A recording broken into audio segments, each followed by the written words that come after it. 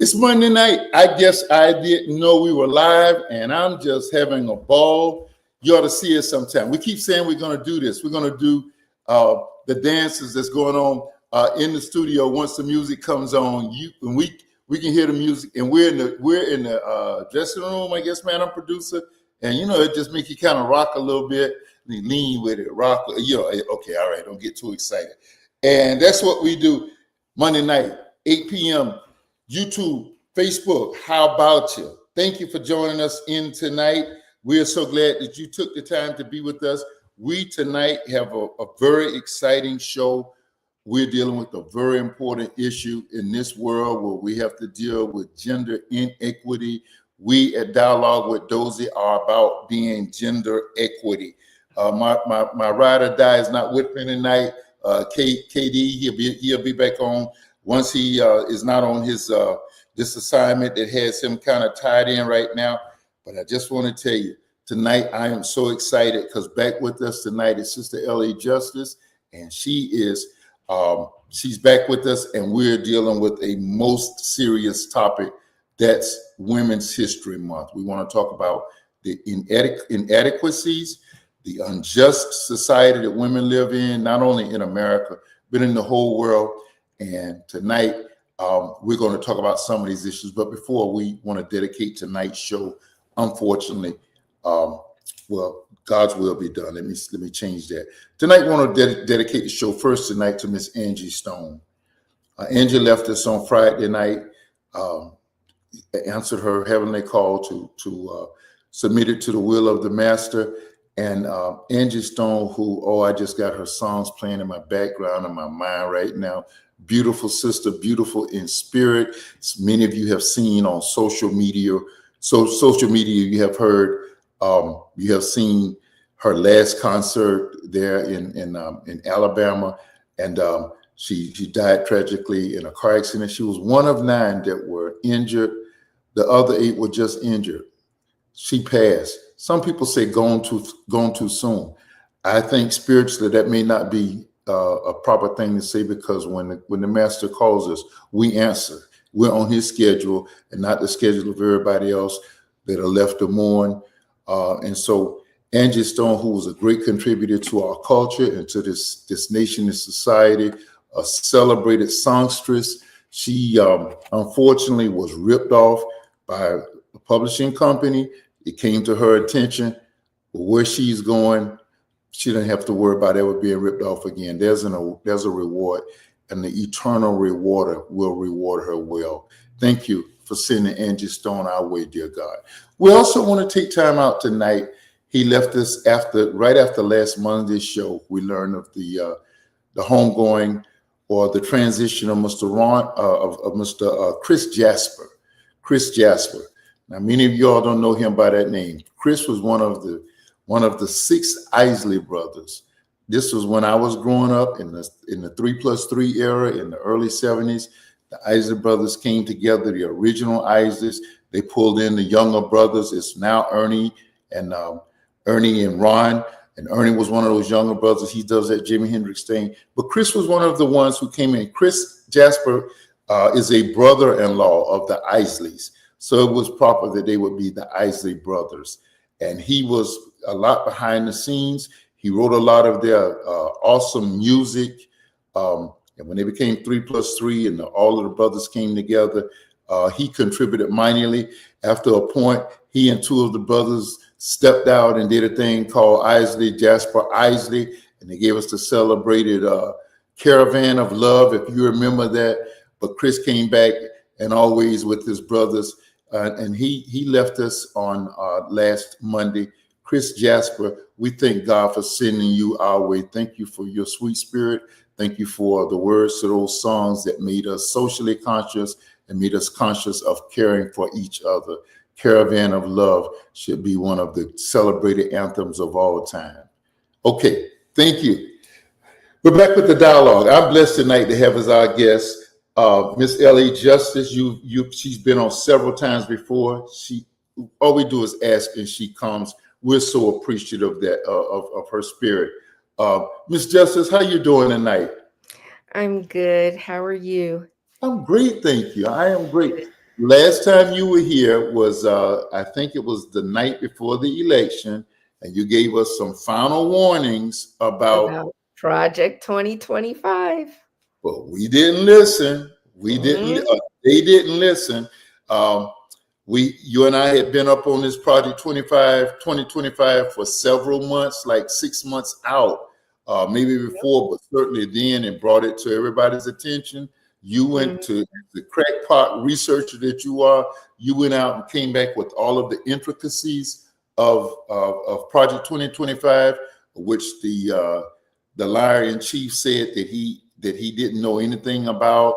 Right. He just about it, and of course, 5 weeks into his administration, he is already enacting portions of it.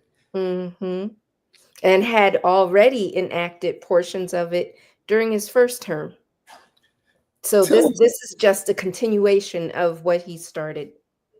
There's so much can be said about that. Before we get into the night subject, and it's a powerful subject, we're celebrating Women's History Month, and I was going to do a hot button Monday, but our fearless leaders her voice was in my ear.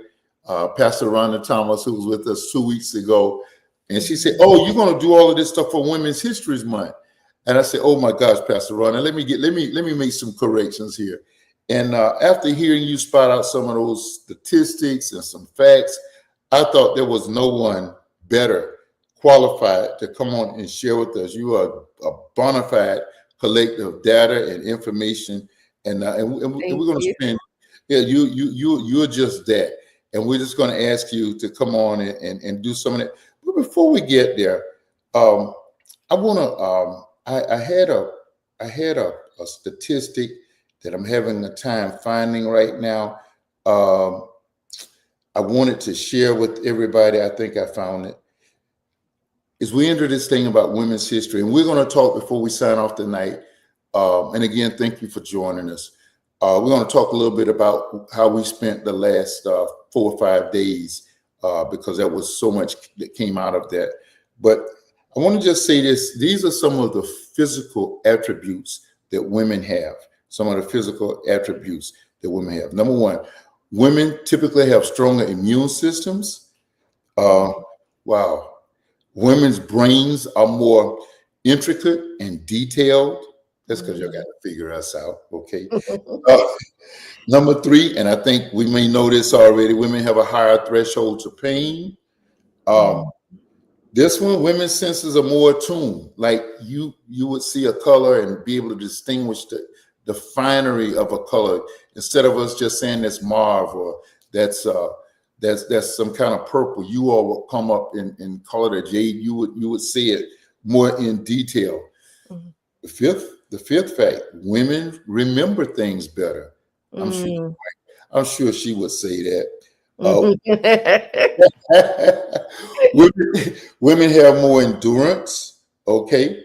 And I just stopped right there. I just wanted to throw that out, and we're going to talk about other intricacies of women. But before I come back, I wanted to accentuate some of these positives, because there's so much about women and I'm going to turn it over to you in 1 second. I just want to say President Carter was instrumental in signing Women's History Month, Women's History Week during his presidency, and it turned around and got around to 1987 to where the Congress, a bill was introduced and was passed, where we now in this country celebrate Women's History Month.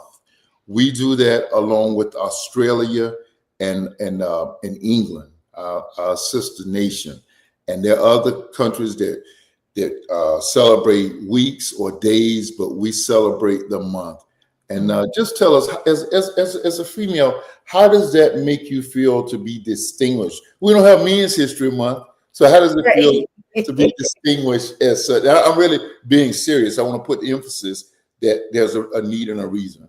Absolutely, because we we we know that there are marginalized groups that exist, women being one of them.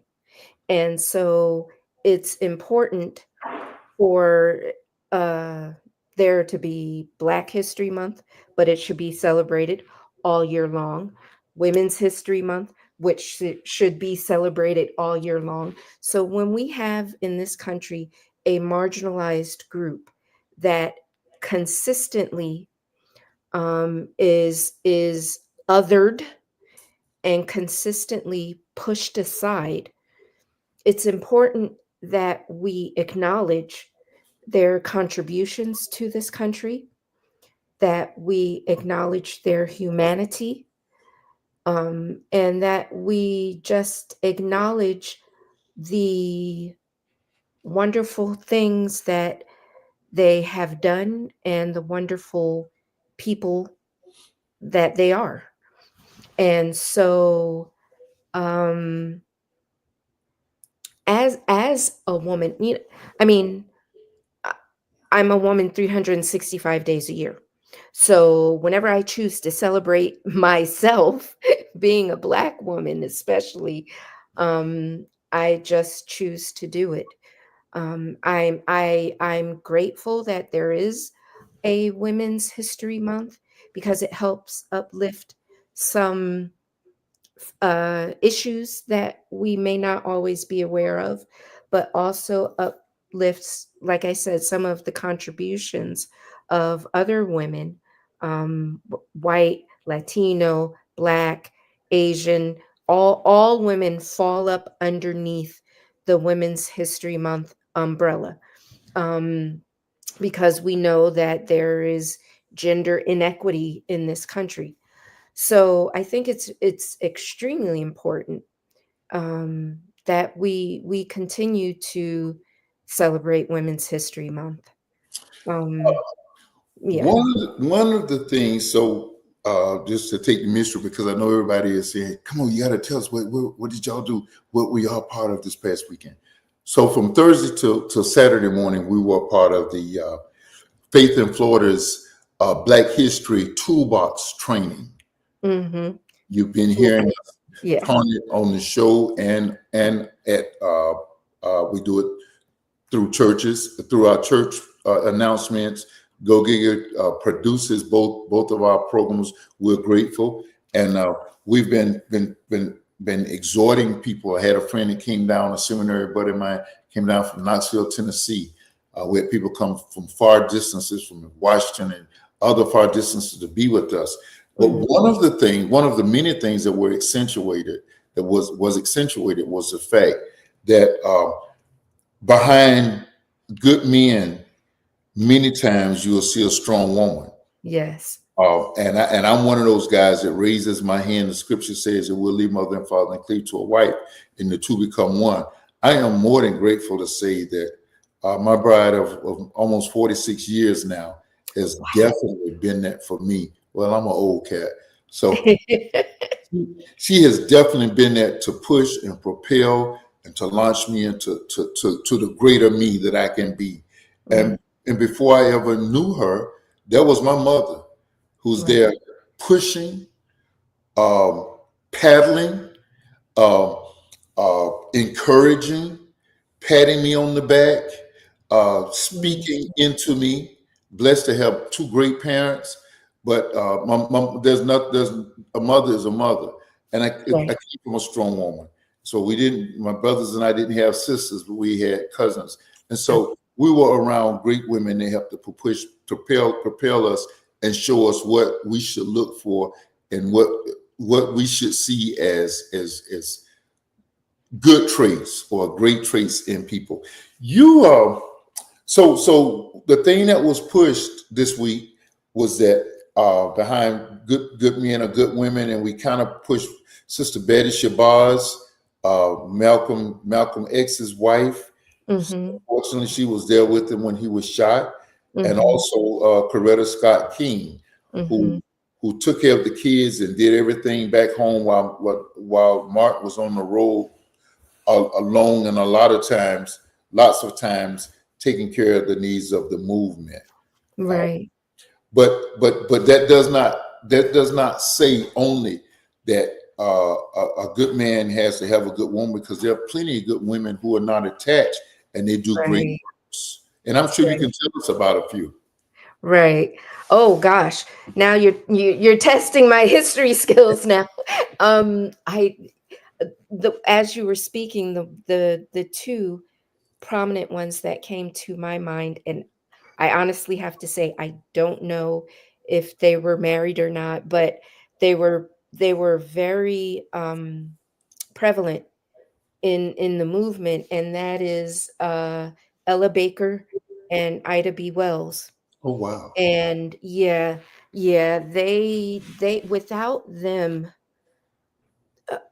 especially, oh, especially the work that Ida B. Wells did, um, where she brought so much awareness to the lynchings of Black men, women, and children in this country.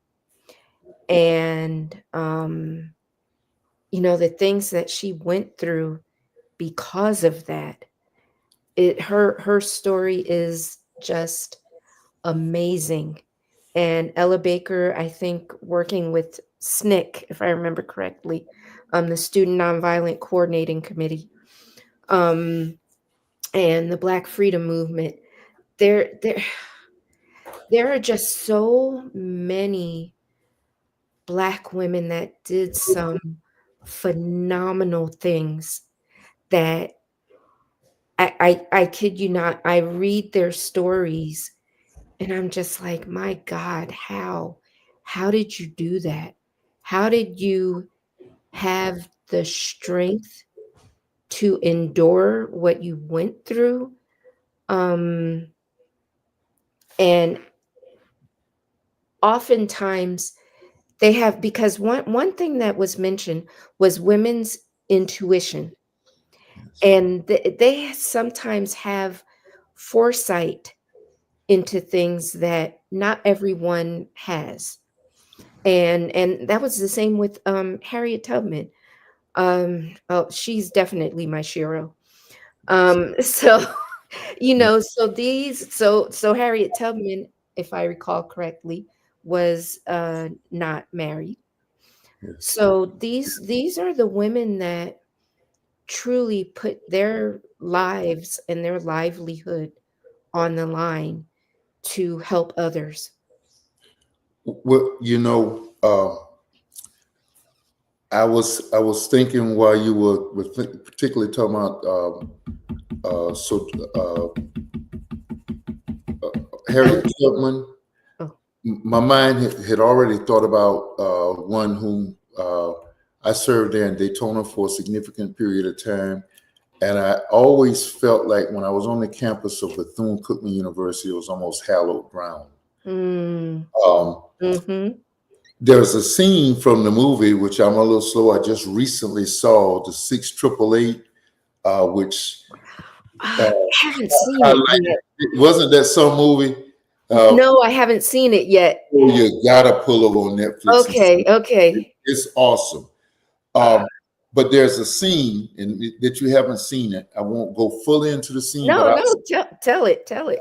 there's a scene that really propels the whole movement, because people are complaining about the mail service, and because of Dr. Bethune's relationship with Mrs. Roosevelt, Eleanor Roosevelt, she was Okay. able to sit in on the meeting while a mother was complaining about not being able to hear from her son, or her son from her through the mail. And Dr. Bethune brought it to the president's attention that there was a battalion that was perfectly capable of going across the waters and could get that mail out to those service men at the time, and Mhm. their mail back home, and morale would be so much better across the whole country. and the rest it just kind of plays out from there. And that was just one of the things she did. The school is a testimony, a Yes. testament to what she was about and Mhm. what she stood for. So I think purpose, whether you're single or married, if we're walking our God called purpose, we'll Yes. do what and make the impact on history that God intended for us to do. I know you got some facts. I'm gonna back out. I have a few facts I'll throw in intermittently, but just share with us. You shared with us some amazing facts, and they were not all good the other day. And just share with us some of those if you would. Yeah, so I wanted to bring some awareness to Black maternal health issues. Because especially here in Florida, if your audience knows, I hope they know, I hope they're aware, but if they don't know, Florida now has a 6-week abortion ban. So women in the state of Florida are unable to get an abortion beyond the 6-week mark. 6 weeks is only a month and a half. And one of the biggest issues that was brought up with regarding this legislation was that some women don't even know that they're pregnant until 8 weeks or Mm. 7 weeks. And they made a law stating that you cannot get an abortion beyond 6 weeks. And not only do um, a lot of women not even know that they're pregnant, there are women when I was younger, um, I used to have irregular menstrual periods, and so I could go for a month and a half without having a period. That was very regular. My regular cycle was once every month and a half to 2 months because that's just the way I was. Um so if you're making an abortion ban that is at a 6-week mark, but some women that do not have regular menstrual cycles may not have a period until the 7-week mark. So they wouldn't even know if they're pregnant or if they're not. So, this ban just presents so many issues for all women, first of all, for all women. But it is especially um bad. I want to use another word, but I'll just say bad, for Black women. And the reason for that is because of the racial disparities that exist in the healthcare system. And so that was what I really wanted to bring some awareness to today is, why this 6-week abortion ban. And it's not just the ban, it's healthcare in general, but especially because there is a very high rate of Black maternal mortality, Yes. meaning Black women who get pregnant die at a higher rate than white women and Latino women and other women who were part of a study. So I want to just read this. This is a statement from the CDC, the Centers for Disease Control, that says Black women are 3 times more likely to die from a pregnancy related cause than white women. Multiple factors contribute to these disparities, such as variation in quality health care and underlying chronic conditions. Social determinants of health prevent many people from racial and ethnic minority groups from having fair opportunities for economic, physical, and emotional health. So, I mean, you have documentation and data that supports what has been said, that when most Americans catch a cold, Black people get pneumonia. I mean, Right, that is a sad reality. What are, and I'm not here to discuss abortion per se. We'll do right. that some other do. I mean, this is a great time. It's Women History Month, but what are some of the ramifications of not being able to use that medical procedure? I'm taking this out of the spiritual realm and all of that. Now I'm talking about Okay. physical, societal, economic, and all of those. Yeah. So it like I said, it's especially there are several issues, and it's especially it makes it worse in the state of Florida. Number one, because there's a 6-week ban. Number two, it makes it much worse for Black women. But what happens is that the removal, one of the things that needs to be talked about, even before talking about the 6-week abortion ban, is the structural barriers that exist in healthcare in general for Black women. And some of those are lack of health insurance, unemployment and underemployment, low wages, living a long distance from available healthcare services, lack of transportation, financial inability to take off work to take care of themselves. Um, and then if a woman does become pregnant, there's also a lack of birth support and parental leave policies. And then one that's extremely important that often is not thought about when it comes to healthcare is how unsafe or unstable housing Hmm. plays a big, big role in healthcare disparities. And so, like I said, before we even talk about a 6-week abortion ban, we have to first understand the systemic issues, that the racially systemic issues that occur in the healthcare system overall. Uh, I think um, I know during the struggle for members of the, and I'll get it messed up, the L- LGBTQ. LGBTQ community, and I don't do it with any malice. Lord knows my heart. Uh, they align with civil rights and Black concerns to say that their issues were likened unto ours as far as the oppression. But Hmm.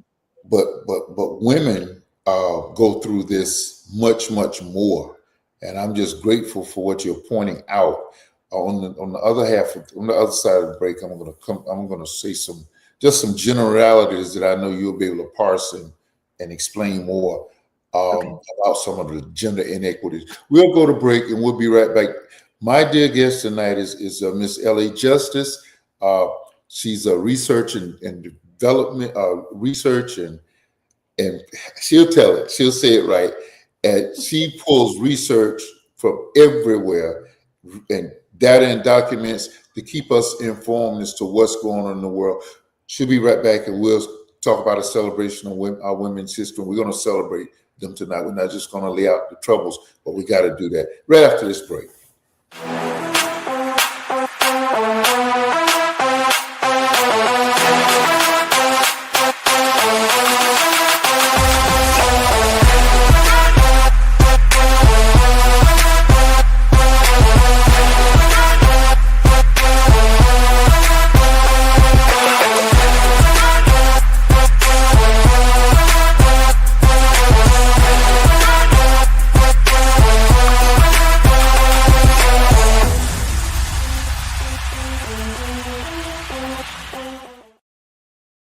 So tonight, I know you have been waiting for the dialogue to get more aggressive about the craziness that's going on. It's coming out of Washington, D.C. and other places, and I'm on it. Okay, I just say this. Tonight, let's just talk about what happened Friday.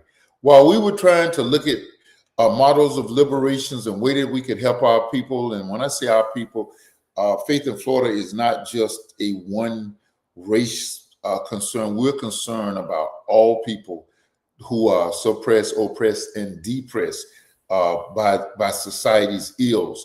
And so while that was going on Friday, while we were knee deep in discussion and looking for solutions, this was going on in the White House, in the Oval Office to be exact.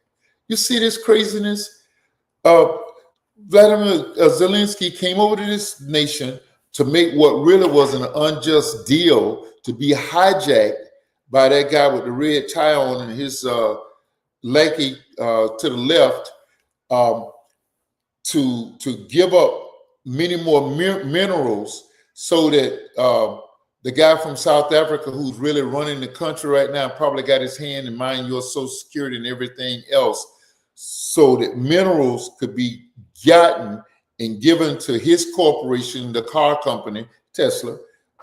They won't say that. They'll say they're trying to do it for the country, but countries don't benefit, corporations benefit. And upon Mr. Zelensky saying no, not for the deal that was being offered, the conversation got tough. We're not playing in the clips because I don't want to glorify these clowns.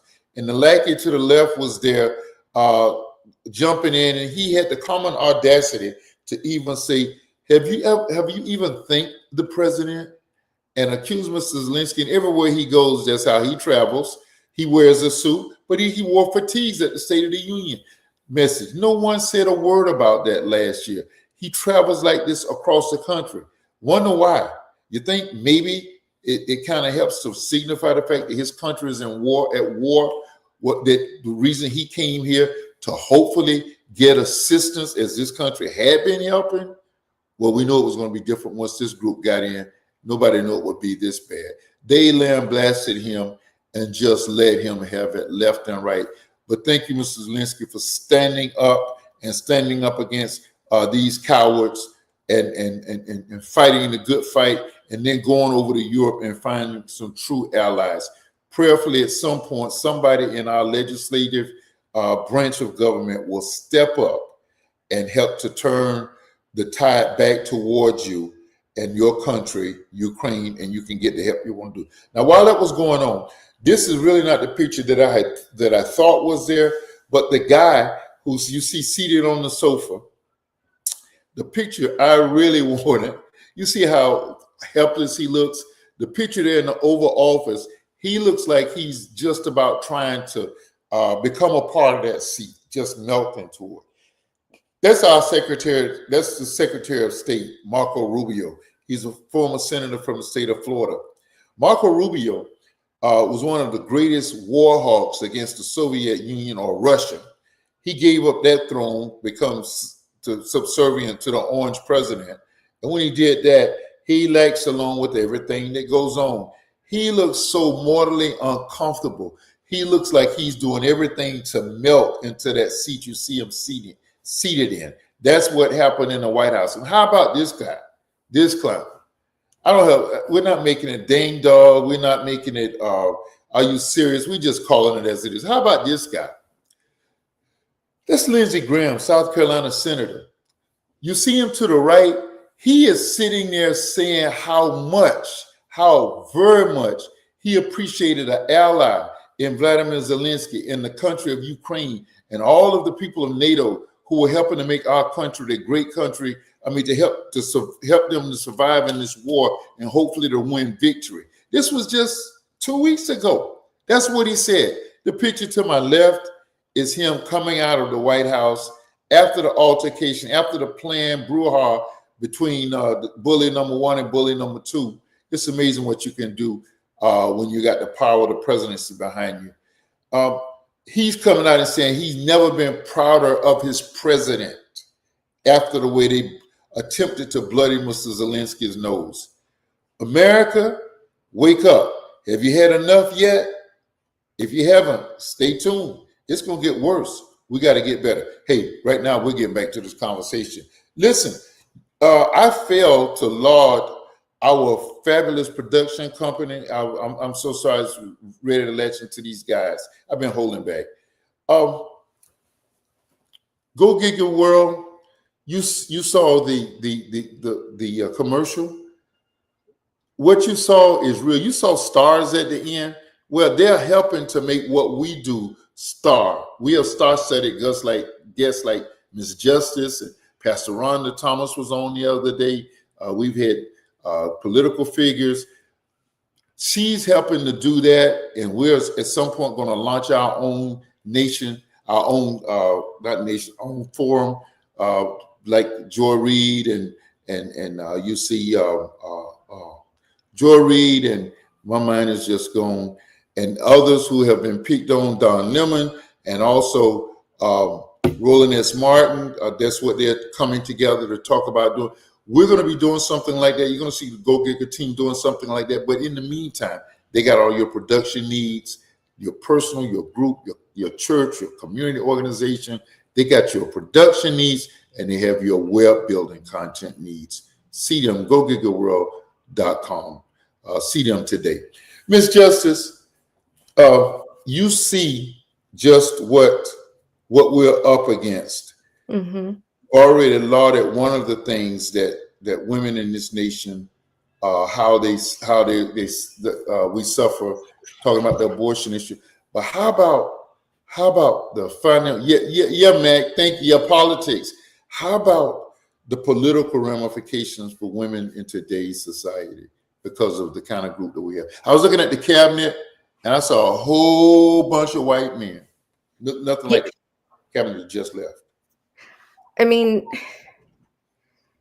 in not just in politics, sorry, not just in politics, but in academia, in the sciences, in all various aspects, various um, disciplines in college. There's such I was one of the first Black women. My original background is in science. I was one of the first Black women in my department when I was in grad school. And I mean, just I'm not that old. I shouldn't have been the first, but I was. And it just it really is a shame that women have had to continuously fight to get crumbs on the table, or from the table, I should say, to get a seat at the table, but to get crumbs from the table. Women have consistently had to fight to get there.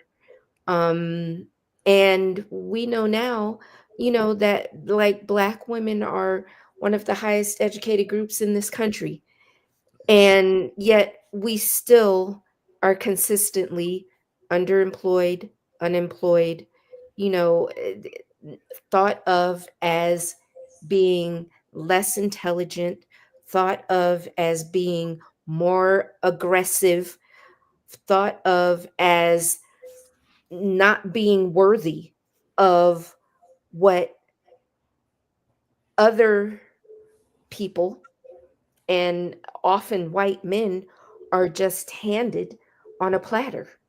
We have to fight for constantly. And this country always wants to talk about meritocracy. Oh, it's got to be all about, what you've earned, and how you've prepared, and going to school and getting your degree, and you have to earn everything, you have to pull yourselves up by your bootstraps. But you know that's all well and good if there's an equal playing field. There's never been an equal playing field for marginalized groups. And so, this myth of meritocracy in this country is consistently perpetuated because whenever we fight, whenever a marginalized group fights, they don't want to, um, they still want to have power over. And that will always be the case. And to have power over, they have to harm everyone below them. That is an unfortunate. We're seeing that play out in these wars. Um, Yes. that's an unfortunate fact of life. You and Pastor Rhonda the other day gave some alarming statistics about women with the issue of sterilization. That's something in 2025 we can't even conceive of. I had I had our children. Madam Producer was one of them. They'll tell you that Daddy made them watch One Flew Over the Cuckoo's Nest growing up, Mhm. where that was sterilization per se was not, but the what's the thing? The shock treatments was Oh, a constant thing. Share with us a little bit about the sterilization. And I remember a lot of what you said the other day, but share with us some of the yeah. things you said the And other day. I wish I had that those statistics came from Pastor Rhonda's. I'll just say I don't know what year it was, but there's an organization called Equal Justice Initiative that does a Black History calendar. And so if you go to their website, you'll find the calendar. It's In the only six calendar, dollars too. I'm sorry. I'm sorry, because it's only $6. Oh, okay. So, in the calendar, it gives facts for every day, every day of the year, the 365 days. But in February, or were no, we were in March at that point. So it was March 1st. She had me read what was listed in the calendar, but it was giving statistics on how many forced sterilizations were given to women, black and white. And I don't know if you remember when I read it, I was like, oh my God, because it said, and children. And Yes. I was just like, you've got to be kidding me. And I don't have it was her calendar. Unfortunately, I don't have it with me, so I can't quote the exact statistics, but please, please look them up. And if you can get the calendar again, it's Equal Justice Initiative, where they have their Black History calendar that's full. It's got a plethora of Black history facts. Um, but yeah, it was very alarming. I think one of the things that I read, because I remember saying, my God, that was for 50 years that they were giving all this statistics over a span of a 50-year period of these forced sterilizations of women, and they were women that were considered to be undesirables, uh, feeble-minded. These were the words they used. Undesirables, feeble-minded. I'm going off my memory now. Um, and all these negative terms that Pastor Rhonda asks the question, like, who determines if somebody is undesirable? And what exactly does that mean? So someone meaning a man, meaning a white man, Yeah. could just say, "Oh, she's an undesirable. She needs to be sterilized." And then it was done. And it was often done, of course, more disproportionately to Black women and girls. I think, and we're going on our memories. The categories I think that by which these white men, as you say, were able to make this determination about women being Mhm. sterilized, and just for you all to know, sterilized means that you are it prevents you from conceiving a child. Right. It was, I think, and correct me if I'm in the ballpark. If I'm wrong, let me know. It had to do with physical abnormalities. You Yes. labeled the other one as feeble-minded, and the third category that you shouted out was generally undesirable. Undesirable. So Yep. if a woman does not look a certain way, yeah, Mac, really, that's it. Eugenics. You're exactly right. You're Yes, that's exactly exactly right. what it is. Eugenics. And Yep. thank you for your comments. We thank our crowd, we thank all of our guests for joining in. Many of you, our colleagues from Faith in Florida, are with us tonight, and thank you. It was just utterly alarming, and that these decisions could be made. And the more startling thing was that was up until 1973. That was 1 year before I graduated high school. Up until 19. So while I was a junior high school, an 18-year-old could be put in that category and could Yep. suffer such. Yep. And the And other, they were sterilizing 12-year-old girls. unbelievable, 12 unbelievable. years old. And the other thing that was so alarming to me was that the state in the United States that was most responsible, if you remember, was the state of California. That would be one of the last places that we would think that would happen. Uh, that was just utterly amazing, alarming, unbelievable. So we, Yeah. we got a couple of just a couple things I want out here and that I want to share from us. Um, Mhm. Specific cases in 72. Excuse Ooh, me, bless you. 1972, bless, thank you. 1972, approximately 34% of all sterilizations were performed on Black women in North Carolina. Black girls as young as 12, would you just say sterilized under the state's eugenics program, Mac? There you go. A Mhm. 1973 study revealed that 43% of sterilizations in federally funded clinics were performed on minority women under the age of 21. Yep. Unbelievable. And Yep. don't think that the tentacles of Project 2025 won't reach back into those horrific ways and days. Exactly. Yeah, just really unbelievable. I wanted Mhm. to I wanted to share and you know how these how our but there were some things I wanted to talk about. Some of the surprising inadequacies about women around the world. It does not just happen here in America, but in the world. Real quick, every 90 seconds, a woman dies during pregnancy or childbirth. As many as 1 in 4 experience physical or sexual violence during pregnancy. Wow. Women make up 80% of all refugees and displaced people. Women are seldom included in formal peace processes. Women gained the right to vote in 1920. Wow. But really didn't start voting until later years. Um, as of 2012, women held 15% of all presiding office posts in government. Can you believe that? And that, of course, that's being attacked, and they're going to be the first one. More than 16.4 million women in the world have HIV/AIDS. That's here, right here today. The government estimates that 60 to 800, there are 800,000 victims of women that are trafficked globally every single year.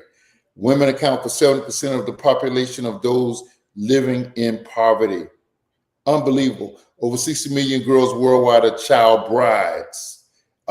603 million women live in countries where the domestic violence is not yet considered a crime. We haven't even touched the surface talking about that. Thank you, Madam Producer, for those stats. Ms. Mhm. Justice, I can't believe time is so quick on us tonight. Is there anything else you want to talk about in pertaining to women and this celebration? Some of the things you want to look forward to seeing celebrated. We're gonna shout out a woman every month, every day during this month. And just like Black History, which we say we're not relegated. That's the worst thing you could have done was taking it out of schools, because now Right. we're going to teach it, and we're going to teach it Right. with diligence and with the ferocity. and we're going to celebrate it. We're singing Lift Every Voice and Sing on third Sundays at New Life again. We're coming Nice. back. That's not going to be a fourth Sunday, a February thing anymore, a February only thing anymore. What are some other things about women or some of the celebrations that you may be aware of, or some of those factors? We got about 4 minutes and we're out of here. Um, okay. All right. I, off the top of my head, um, I don't know. I guess for me, honestly, I just love reading about women who fight for the rights of marginalized groups, especially Black women that fight for other Black women, because especially right now, Black women are attacked from so many different angles in this country, and I just love learning about powerful Black women who, and see, this is the difference, because when we talk about, like I said before, power that white men have gained in this country has been by diminishing and harming other groups, and othering other groups.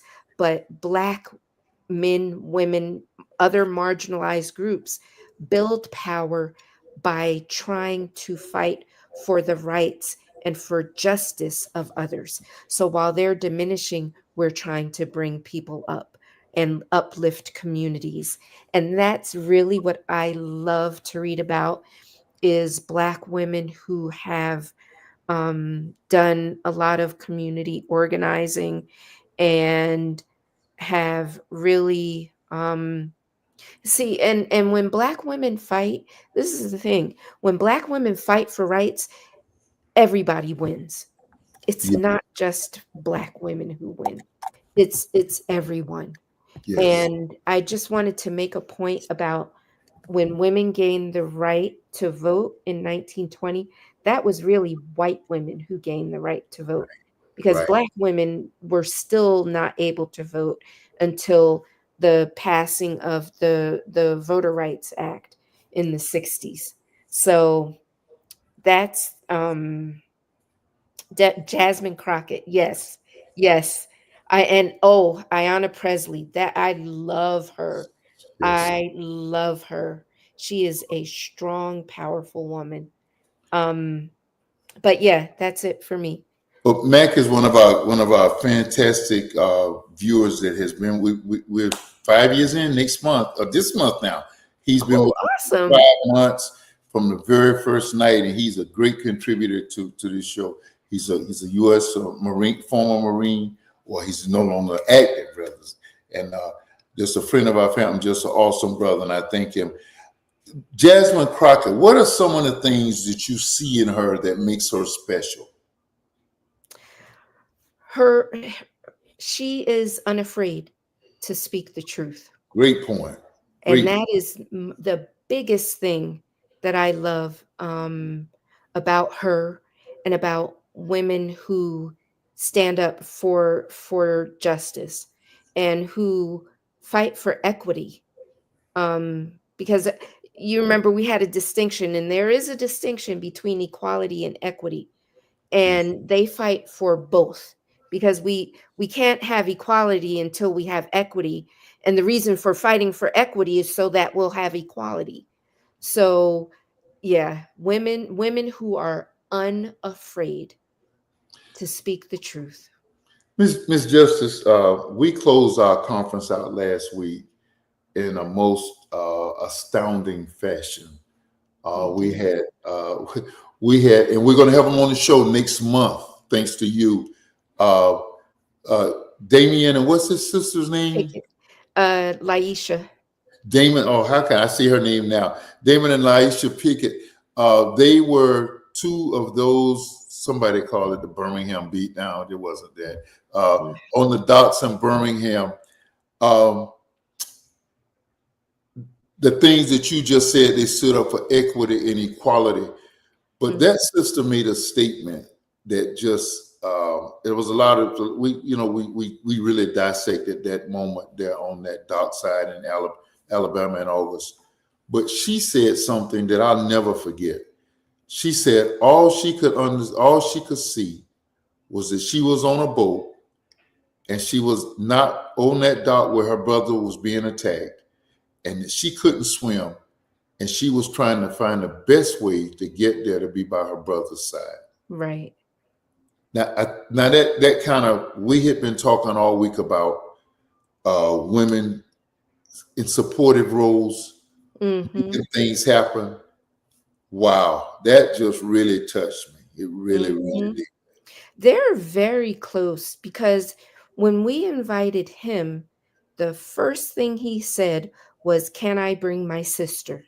Wow, wow. And so that's why they were both there, because he wanted her to be by his side.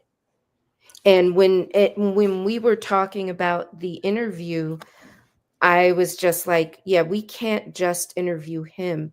We have to interview her as well, and get her perspective about what happened that day. Well, there you have it. Greatness through action, through living Mm, out your purpose. Sometimes history will call you out. You're just in the right space, and then God makes those combinations of time and space come together. That yes. your manifested destiny comes to light, and that's what we saw happen. Ms. Linda, any closing comments? You, Ms. Justice, you just been awesome. As always, any closing comments tonight? Um, just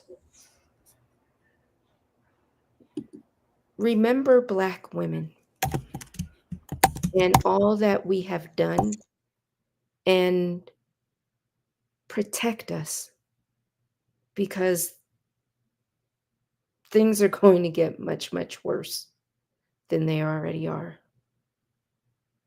And that's all we want. Thank you so very, very much again. I know you're probably still recuperating. I am. Uh, Yes. I, I left late, and then I had the responsibilities of Sunday. But thank you so very, very much. So very, very. Thank you. Thank you so much. We appreciate you, Miss Justice. Uh, Okay. we And thank appreciate. you to your audience. Thank you, Dozie Land. Give her a big hand clap because she's just an awesome as we celebrate this month. Okay. Take care, everyone. Thank you, sis. We appreciate you. We love and appreciate you, and thank you again. Okay. Take care. All right, well, listen. As I see it, as I see it like this: great things have happened because great people have been in place and have done great things. Harriet Tubman was a woman. Sojourner Truth was a woman. Um, Mary McLeod Bethune was a woman. Um, Mother Teresa was a woman. Jane Fonda is a woman. Dr. Jill Biden is a woman. Pastor Dr. LaVon Bracy is a woman. Dr. LaVon Patrice Bracy Davis is a woman. She's our state representative. Check out. Jasmine Crockett is a woman. Amy Klobuchar is a woman. My dear mother, E.N. Hazel Varner, is a woman. Wendy Varner is a woman. Latoya is a woman. Kimberly is a woman. You want to know who some of these other names I'm about to call out? Some of these women that we're about to shout out. Patience is a woman. Joy is a woman.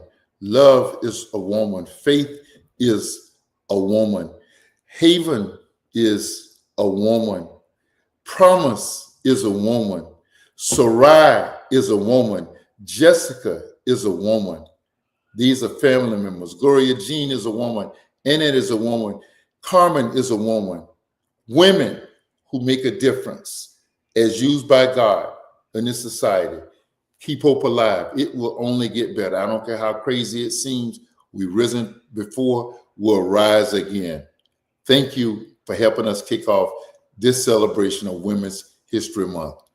Now listen, the next 2 weeks, we're going to look back at 2025. That's the year the show was incepted.